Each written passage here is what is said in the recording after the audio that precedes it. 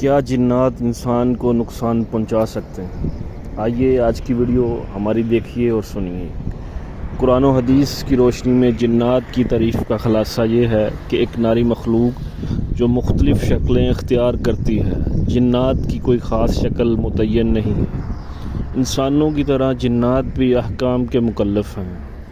بعض مومن اور نیک ہیں، بعض کافر اور نافرمان ہیں، اور انسانوں کو گمراہ کرنے میں ابلیس کا ساتھ دیتے ہیں۔ جنات کا انسانوں کے پاس آنا آیات و حدیث سے ثابت ہے، اور واقعہ یہ ہے کہ ہر زمانے میں جنات کے انسانوں کو پریشان کرنے کے واقعات اتنی کثرت سے ہوتے ہیں کہ ان کا انکار مشکل ہے۔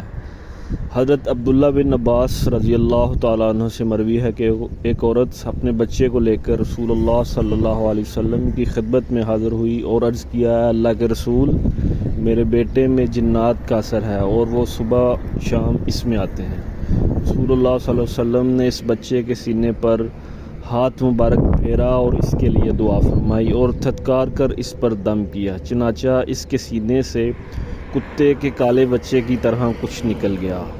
جنات کو اللہ تعالیٰ نے جسم لطیف دیا ہے اور انسانی آزمائش کے لیے یہ قدرت دے رکھی ہے کہ وہ بعض تفرقات کر کے انسانی زندگی پر اثر انداز ہو سکتے ہیں، جس کا قرآن و حدیث سے واضح ثبوت ملتا ہے۔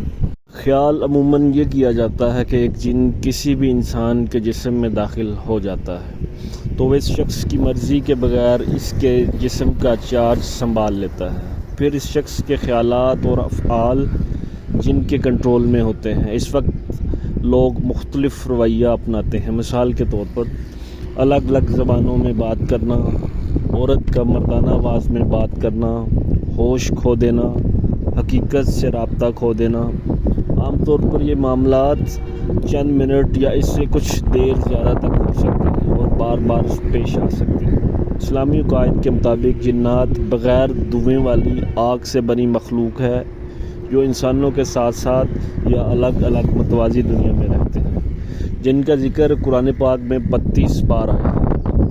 ہم دعا کرتے ہیں کہ اللہ پاک آپ سب کو ان جنات کے شر سے محفوظ رکھیں۔ امید کرتے ہیں کہ آج کی ہماری ویڈیو آپ کو ضرور پسند آئی ہوگی۔ اگر پسند آئی ہے تو لائک اور شیئر ضرور کریں۔